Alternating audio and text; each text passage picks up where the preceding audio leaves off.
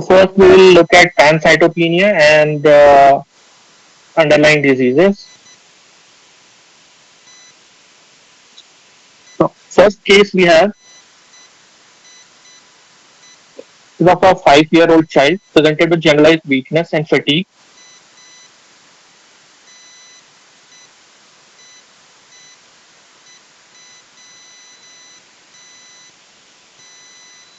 Generalized weakness and fatigue, was unable to play for more than 5 minutes, has a history of recurrent pneumonias, diarrhea, and recurrent epistaxis.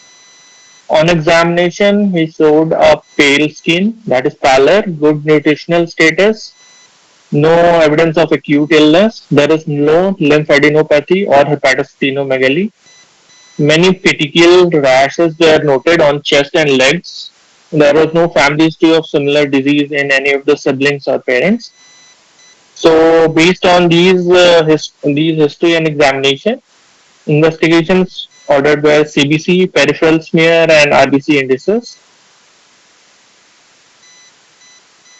CBC showed mainly pancytopenia, that is hemoglobin of 5.4, TLC of 1400, and a platelet count of 6500.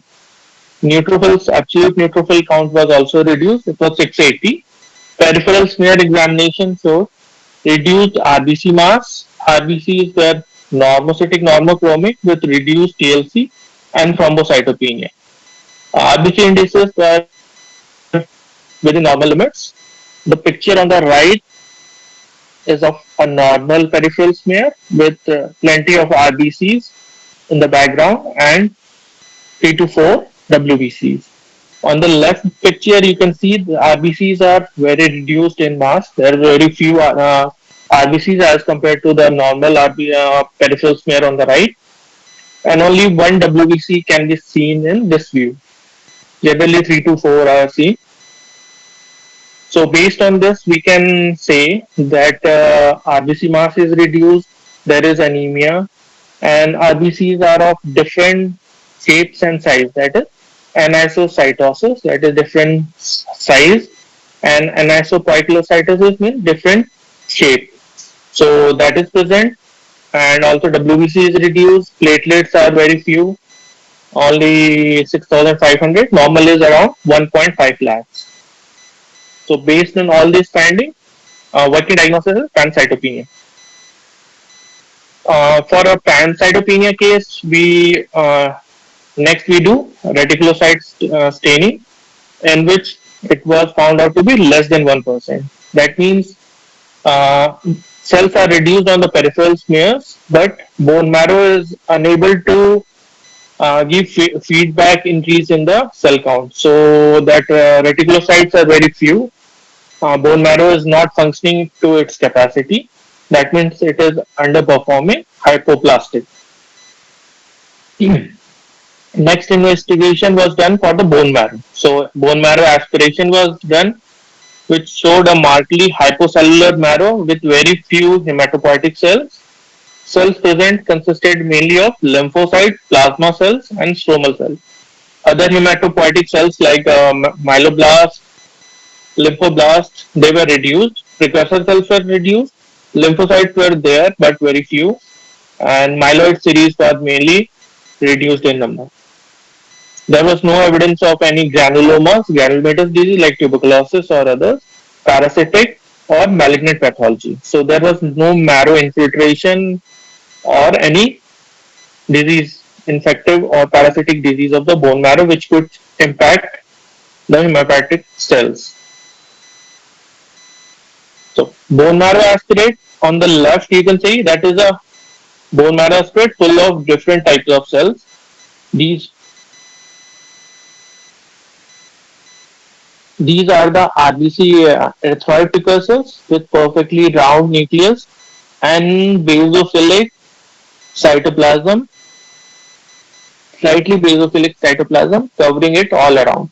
And these large ones are the myeloid precursors and some. So this shows that cells of all lineages are seen, while on the right mainly adipocytes are seen. That is, fat content of the bone marrow has increased.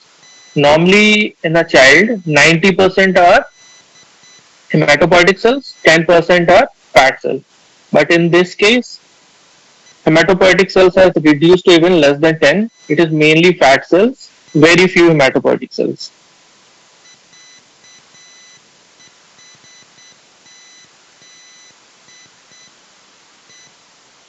Uh, at birth, when child is born, marrow is composed mainly of hematopoietic cells. Fat cells are very few. As the child grows and becomes adult and then elderly, that fat content increases and hematopoietic cells reduces. But in this case, fat content is more and hematopoietic cells are less in a 5 years old child. Normally, hematopoietic cells should be around 95. That is, generally, it is considered 100 minus age of the person. So it is 5 years. That is 100 minus 5. So 95% cells should be hematopoietic cells. But here, majority of the cells are adipocytes. That is fat. So, followed by bone marrow aspiration, we conducted bone marrow biopsy. It is conducted generally in single attempt, and in that we can see arrangement of the cell and architecture. Bone marrow aspirate shows mainly the cell and its morphology. Architecture can't be appreciated in aspirate. For that, we need biopsy.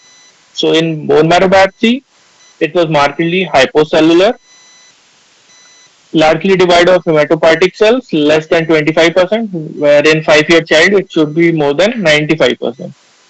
And it was mostly fat cells, fibrostroma, scattered lymphocytes, and plasma cells. On the left, this you can see is a normal bone marrow biopsy, in which there are some megakaryocytic cells. Uh, these are myeloid precursors, and then also lymphoid precursor and erythroid cells. And these are some fat cells. While on the right, this is low power, this is high power. You can see mainly there is fat cells. In between, you can see some hematopoietic cells, but they are few as compared to the fat cells. Based on the bone marrow biopsy and other history and investigations, diagnosis was made of pancytopenia with hypoplastic bone marrow, most probably due to aplastic anemia. So, based on bone marrow findings, normally pancytopenia is differentiated into three types: hypocellular, normocellular, or hypercellular. Hypocellular bone marrow leading to pancytopenia can be due to aplastic anemia, hypoplastic MDS,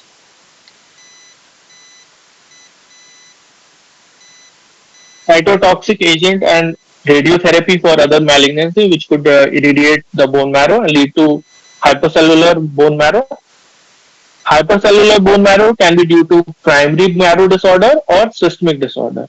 Primary marrow disorders could be acute leukemia, lymphomas, hairy cell leukemia leading to bone marrow fibrosis, primary myelofibrosis, PNH, multiple myeloma, MDS, MPN.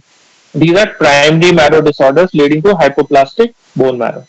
Whereas hypercellular bone marrow, because of systemic disorders, it can be due to infiltration by other solid tumors, carcinomas, hypersplenism leading to destruction of RBCs in the spleen, which could ultimately lead to increased cellularity in normally functioning bone marrow. Feedback. And when in megaloblastic anemia, there is hypercellular bone marrow, but there is anemia due to peripheral destruction of the RBCs and precursors. Even infections like tuberculosis, Kala-Azar, brucellosis, they can infect bone marrow and lead to destruction of the RBCs, but due to feedback, it can be hypercellular. And inflammatory cells are increased also in infection. They all ultimately leads to increased cellularity of the bone marrow. Chronic alcoholism similarly can lead to the hypercellular bone marrow. Even autoimmune disorders like SLE, Sjogren's, Tourette disorders, Gaucher's, Niemann-Pick, they all can lead to hypercellular bone marrow with pancytopenia. So there are three terms: pancytopenia, bone marrow failure syndrome, and aplastic anemia. Pancytopenia is reduced number of all three lineages, that is RBCs, anemia, WBCs, leukopenia, and platelets, that is thrombocytopenia, that is pancytopenia, mainly seen in the peripheral smear. We see if both all three are reduced, it is pancytopenia. Bone marrow failure syndrome is when there is hypoplasia in bone marrow leading to decreased count of one cell lineage, two, or all three. So it can be single lineage cytopenia, bicytopenia, or pancytopenia, either of three. Whereas aplastic anemia is included in bone marrow failure, in which all the cell lineages are affected, that is pancytopenia due to hypoplastic bone marrow. So aplastic anemia is a type of bone marrow failure syndrome, which can be acquired or inherited, like Fanconi's anemia.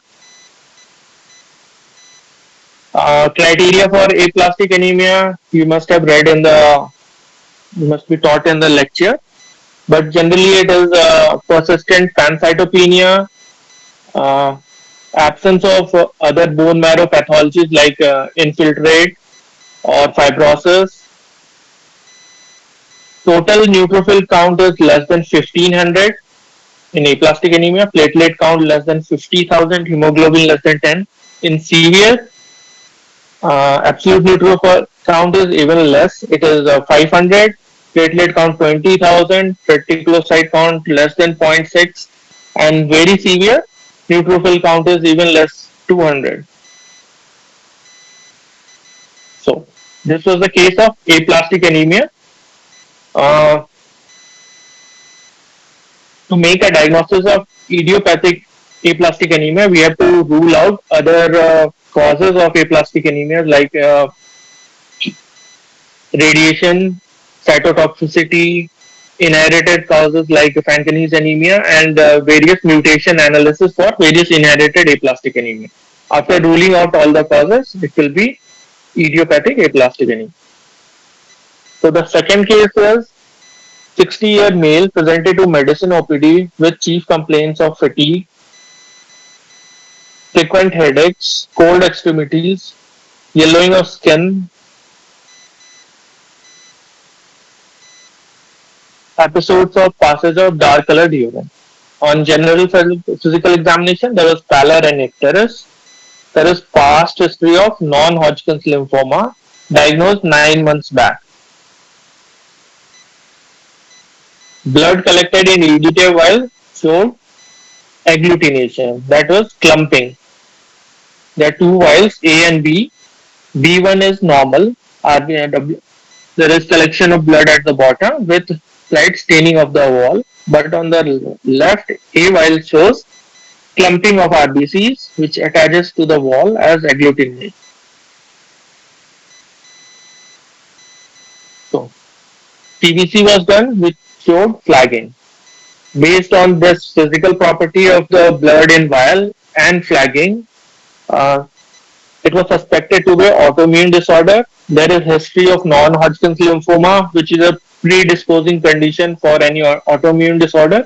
Lymphomas, CLLs, they can, any chronic lymphoid malignancy can lead to autoimmune disorders. So based on NHL, hemolytic picture, that is pallor icterus, that is anemia, destruction of RBCs, autoimmune pathology can be suspected based on NHL, and there is agglutination of RBC.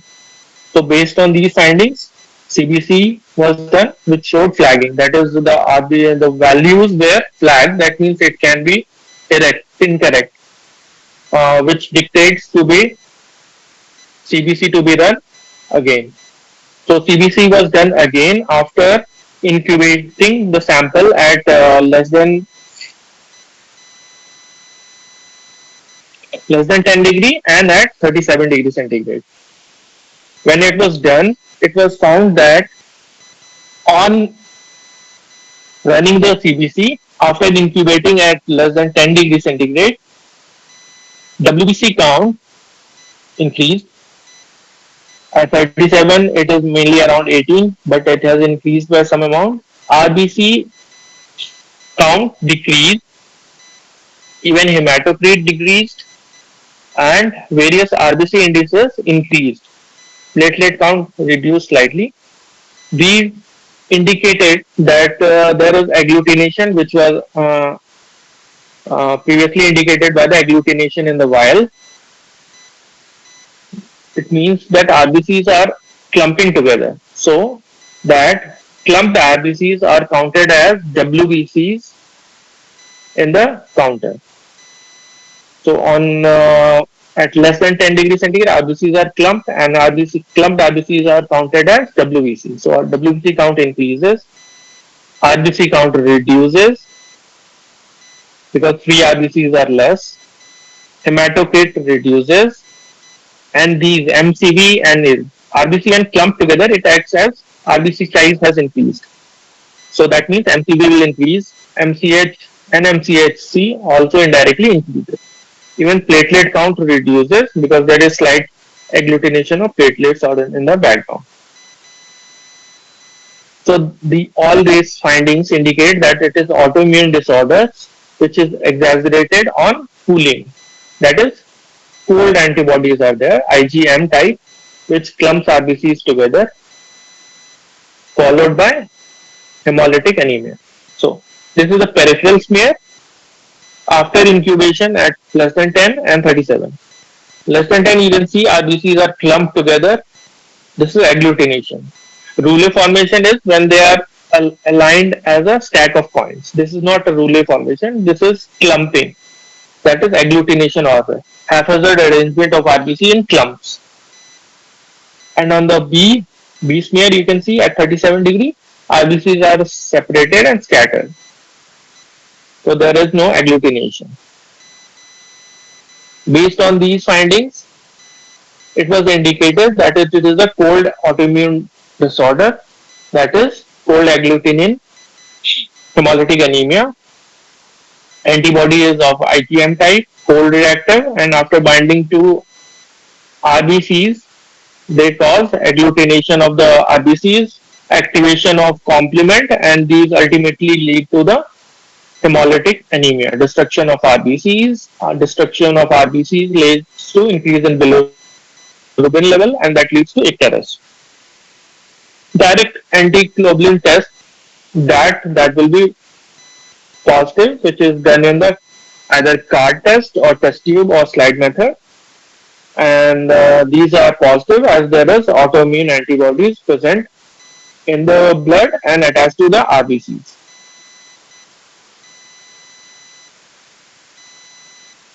So that was autoimmune hemolytic anemia, cold type.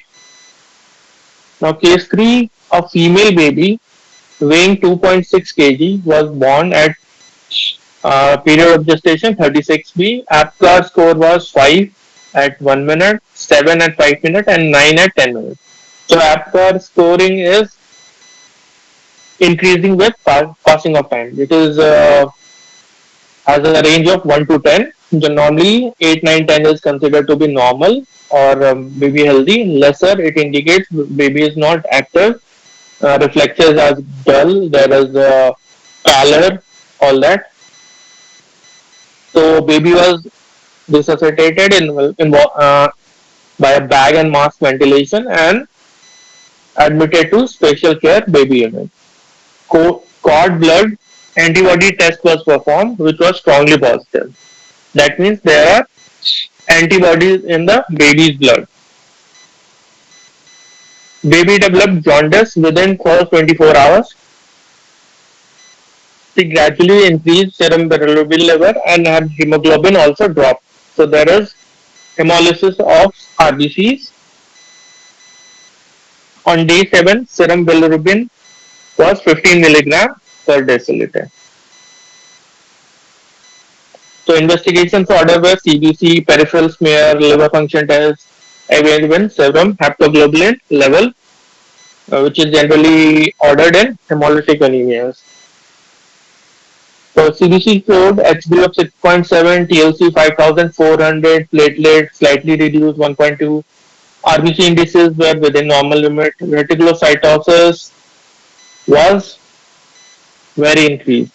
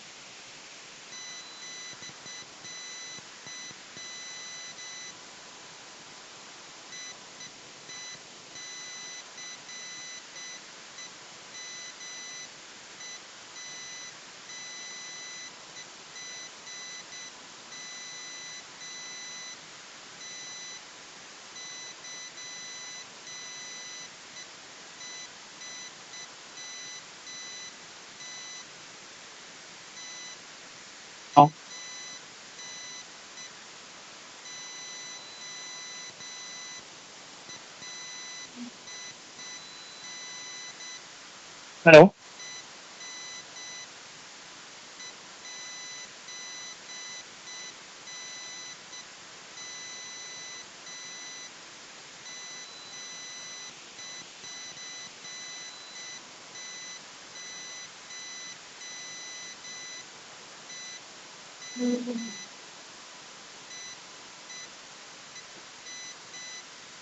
Hello. Hello.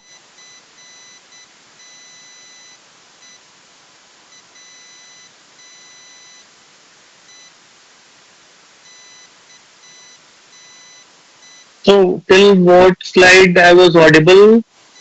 Can you pinpoint or which question? Second question you could all hear. 13, slide 13. Okay.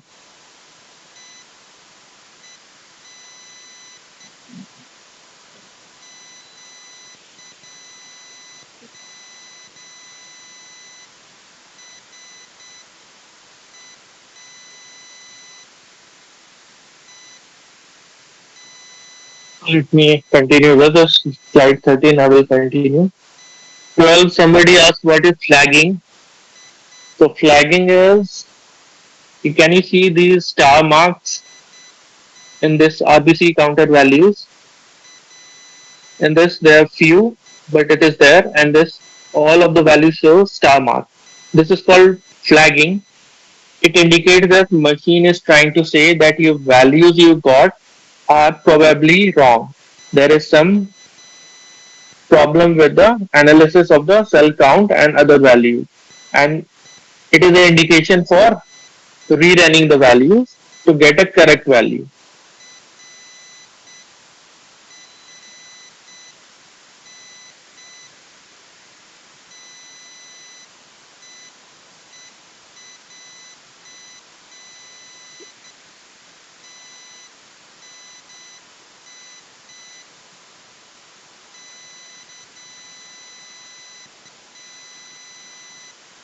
Okay.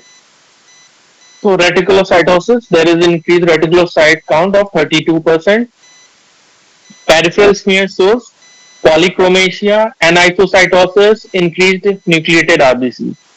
So all these indicate precursor RBCs are increased in the peripheral smear. See,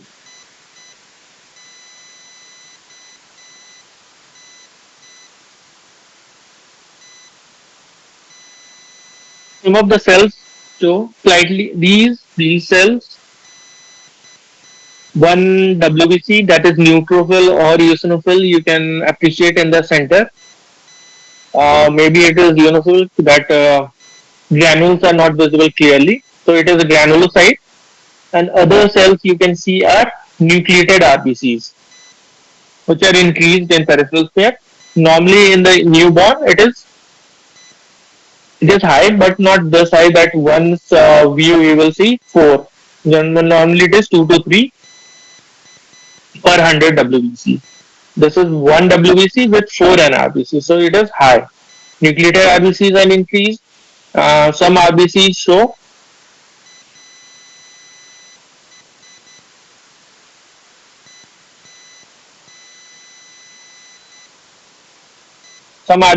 show this purplish tinge. It means there is some RNA content in the RBCs which is getting stained by nuclear stain, giving to purplish stain. So that is increased polychromasia. There is the anisocytosis. RBC size are different. Some are large, some are small. That again indicates early release of RBC precursors and increased nucleated RBC. LFT shows hyperbilirubinemia, that is destruction of RBC leading to increased bilirubin level, hypoalbuminemia, and increased LDH. All these indicates there is increased destruction of RBCs due to autoimmune disorders.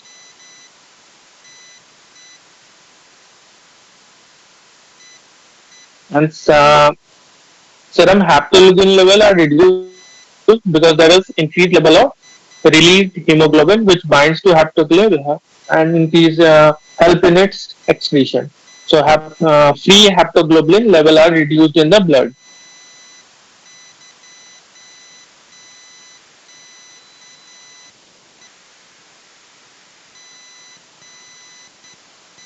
Based on these history and investigations, it was diagnosed as hemolytic disease of newborn, and most probable causes are Rh incompatibility, ABO incompatibility. Other causes are minor blood group thalassemia and autoimmune hemolytic anemia.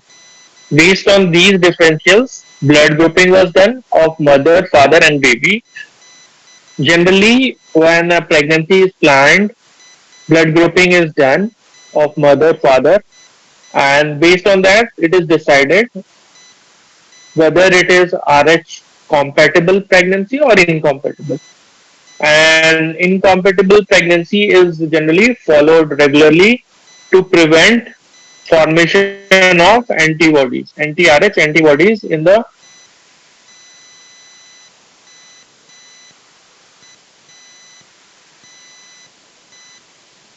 mother and passing to the baby, leading to destruction of baby RBCs. So in this case, it was not done, and right now it was first presentation. Mother Rh was Rh negative, father was Rh positive, and baby was Rh positive. Rh inheritance was generally autosomal dominant. So if father is Rh positive, mother will be Rh positive, baby will be Rh positive, and if mother is Rh negative, exposure to the Rh positive baby blood while delivery, mostly during delivery, exposure to Rh positive RBCs will lead to formation of antibodies in mother and against Rh antigen. In first pregnancy, destruction is very less because it is first exposure. Immunity is getting just built up. While in subsequent pregnancies, presence of memory cells and preformed antibodies leads to destruction of baby RBCs and icterus, hemolytic anemia, all that. So it was finally diagnosed as hemolytic disease of newborn due to Rh incompatibility.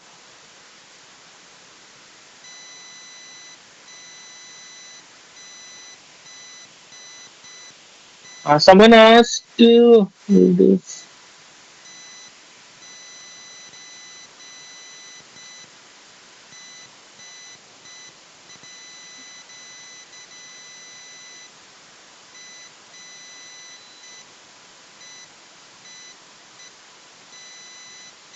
Someone asked what is MDS.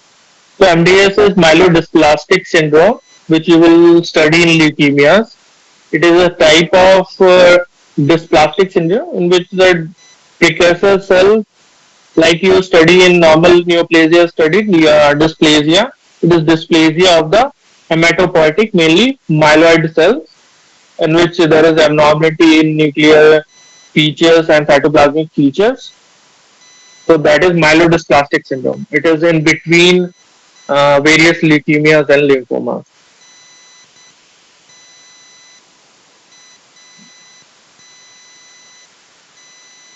Age 4, 40-year-old woman with history of abruptoplacentae. Abruptoplacentae is separation of placenta, early separation of placenta. History of abruptoplacentae, 8 days back. On general physical examination, there was fever of 102 degree. Pulse rate was increased 100, respiratory rate 22, and BP of 100 by 60. Widespread fatigue on skin and mucosal surface. CBC showed HB of 11.2, hematocrit 36.8, TLC was 8,180, platelet count was 19,000. So this indicates there is some destruction of blood cells. TLC is within normal limits, 4 to 11,000. Hemoglobin is slightly reduced.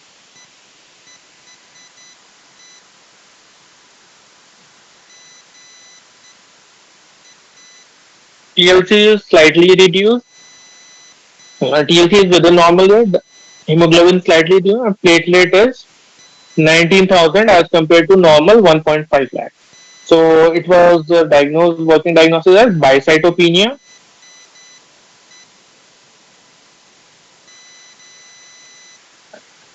Lab investigations consisted of kidney function, coagulation studies, peripheral smears. Kidney function showed increased level of urea and CRAT. CRAT is normally 1 to 1.2, but it was increased in this case. MCV was within normal limits. Coagulation study shows prothrombin time and thromboplastin time increased.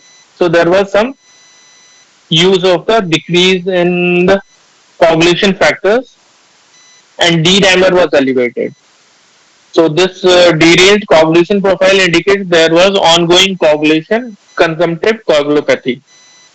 Peripheral smear showed many cystocytes, nucleated RBCs with low platelet count. Cystocytes means there is destruction of RBCs, and nucleated RBC means bone marrow is functioning normal. So due to destruction, there is feedback and there is increased production of precursor RBCs and released into the smear. Peripheral blood.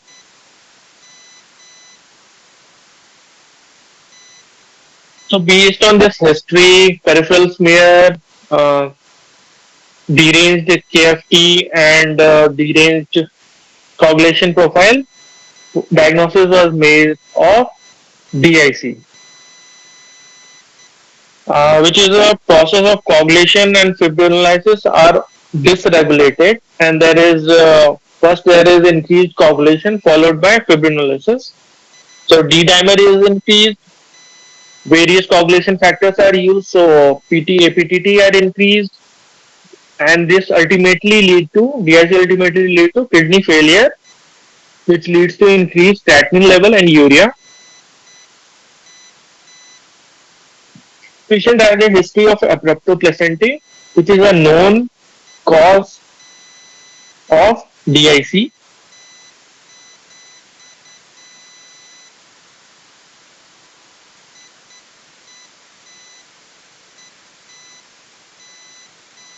You see this smear, this cell,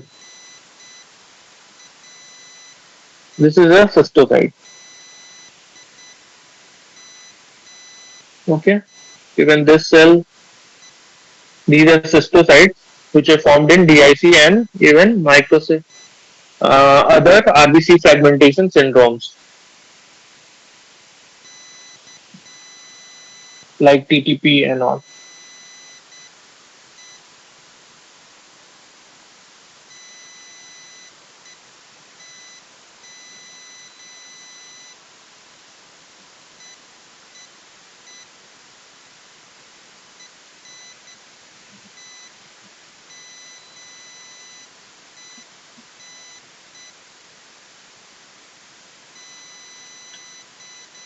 So now we'll start with HPLC and electrophoresis.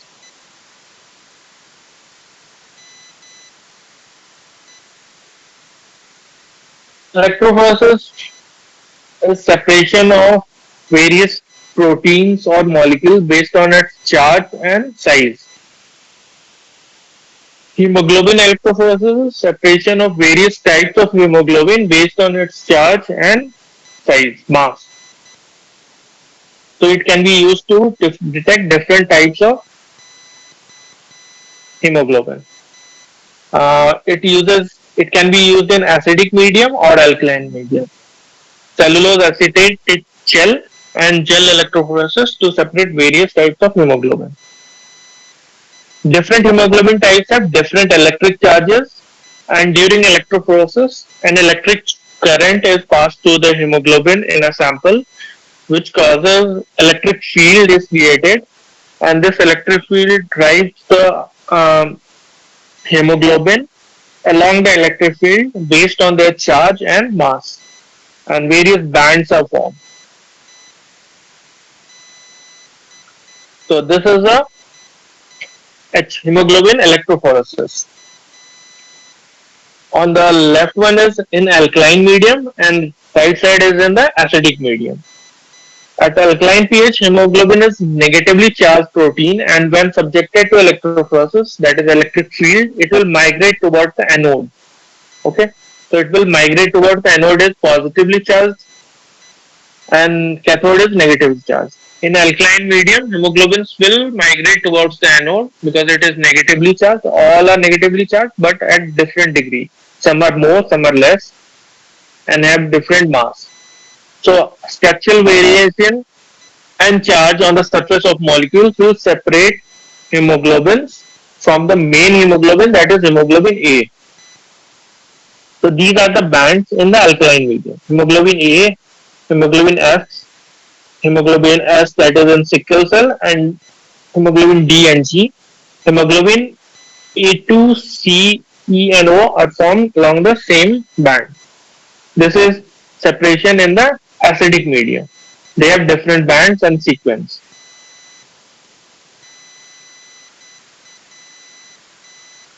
So that was the pictorial representation. This is the real bands. So let's see.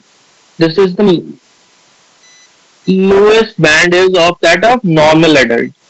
So in this you can see only band is mainly around A, hemoglobin A, because it is almost 90 to 95% in normal adult.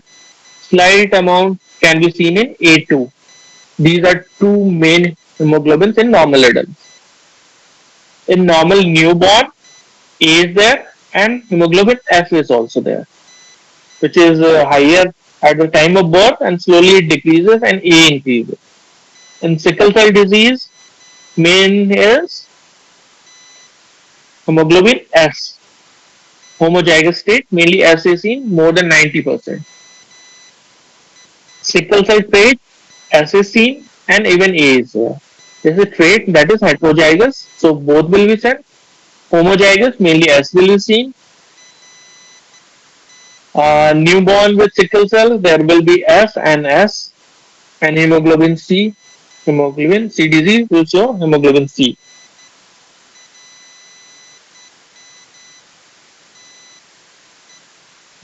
HbA is the normal individual will show mainly HbA. HbA and F neonatal normal neonates. HbF is mainly seen in fetal hemoglobin is mainly seen in beta thalassemia major individuals. S in homozygous sickle cell.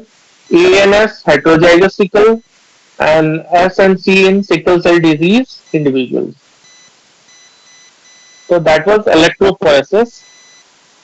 So as certain hemoglobins are clumped together in single band, and if you want to know which particular is increased, we can't do that in electrophoresis. For that, we have to do chromatography, that is high performance liquid chromatography, in which various hemoglobins are in a solution.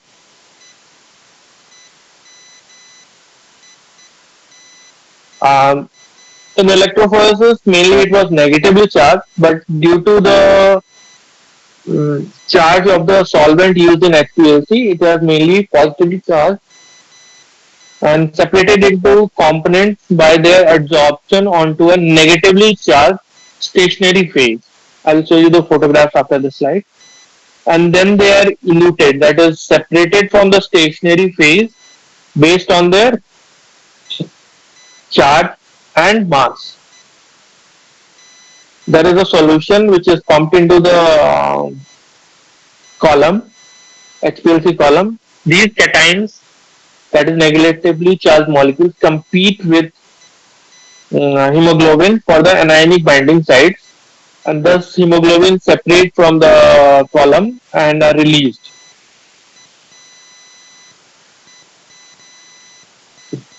This is the stationary phase in which there is carboxyl groups attached to the silica base. So this is the stationary phase. After hemoglobin, these are hemoglobin molecules are added. These binds to these carboxyl groups. And after that, some other molecules, synthetic molecules are pumped. These molecules compete with hemoglobin molecules to bind with this carboxyl groups. If that binding of added synthetic molecule is stronger, that will lead to release of these hemoglobins from this carboxyl groups.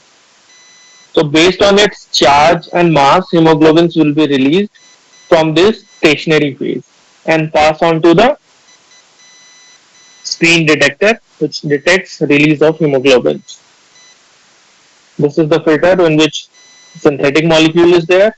Here hemoglobin is injected. This column contains stationary phase, which contains carboxyl groups, and after that detection is based on the OD at 450 nanometer. This is the machine of HPLC.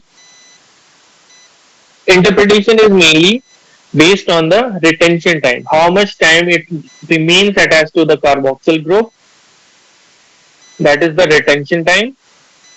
Time after adding the hemoglobin solution to the machine, how much it remains attached to the stationary phase. And window is uh, some retention times are fixed for a particular hemoglobin, like HbF. This window is from 1 to 1.3 minutes.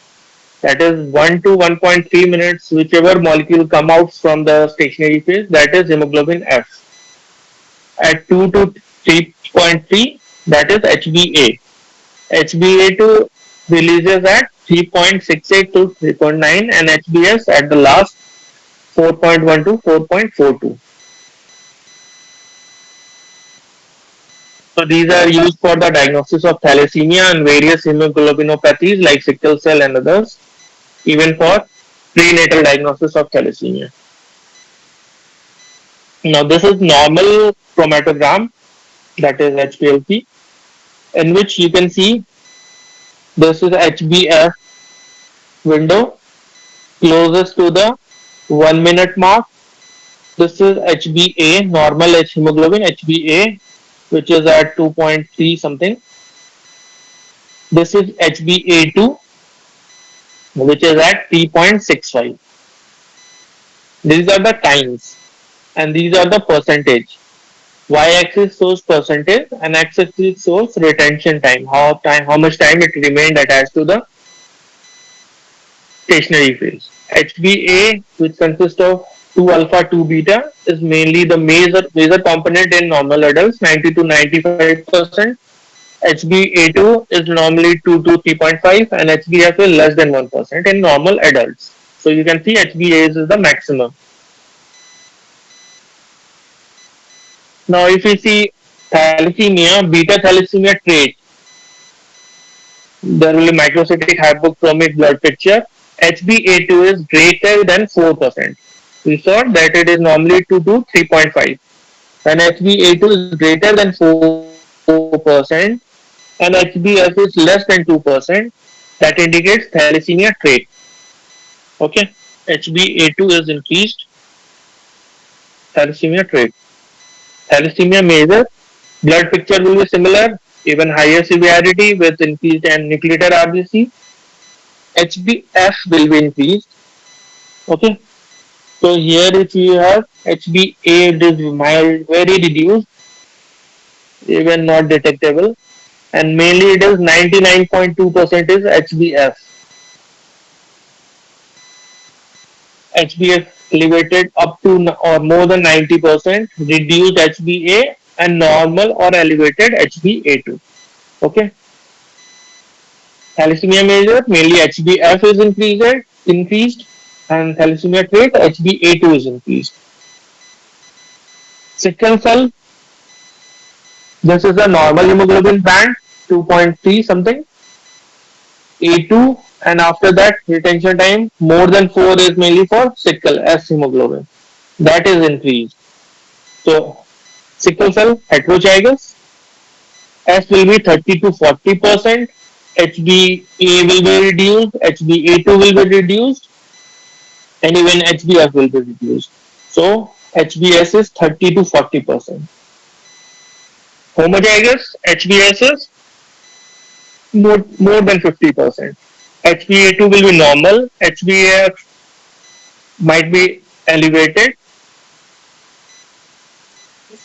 Now there is heterozygous state in which there is HbS, that is sickle, and thalassemia. Both are there in the child or patient. So HbS is greater than 50%. That indicates it is sickle cell homozygous. But we have to see other values also. HbS is also increased and HbA2 is also increased. HbA2 greater than 4% means thalassemia trait, and this will indicate sickle cell. So it is a combination of HbS beta thal. HbF is increased and S is increased and A2 is increased. Now alpha thalassemia, you knew about all these in the lecture, various genes, four genes. Based on this, various stages are characterized. One particular is, and based on that, there is different HPLC. HbH disease is a type of thalassemia, alpha thalassemia, in which only one alpha globulin chain is there, and so there is so alpha chains are less, so beta chains clump together and leads to formation of a disease called HbH disease, and that hemoglobin is called HbH. Okay, so that HbH, normally we saw that first hemoglobin is released at around 1, that is hemoglobin fetal hemoglobin.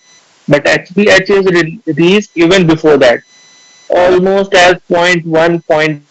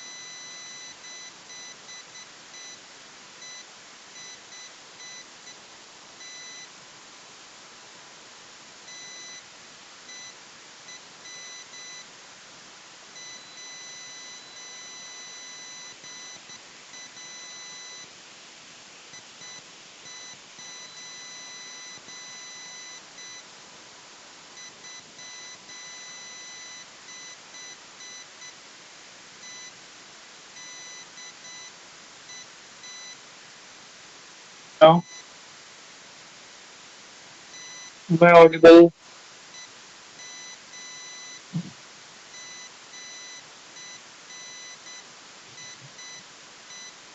So all slides you saw and listened, or some slides were not audible.